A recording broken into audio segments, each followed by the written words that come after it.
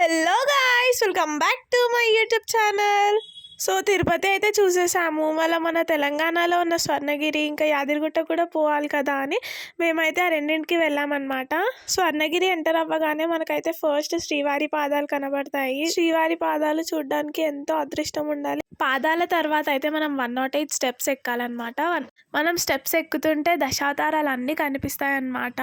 So finally steps ఎక్కి పైనకి వచ్చేసామన్నమాట. First మనకి గరుత్మంతుడు కనపడతాడు, తర్వాత అండ్ హనుమంతుడు అయితే చాలా బాగా కట్టారు పెద్దగా. గుడిలోని పెద్ద గంట కూడా కొట్టామన్నమాట మేము. సో లోపలికి వెళ్ళి మొత్తం దేవుళ్ళందరినీ దర్శించుకున్నాం అనమాట.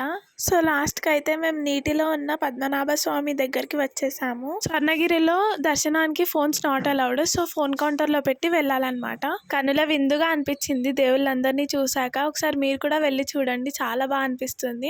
Like, share and subscribe.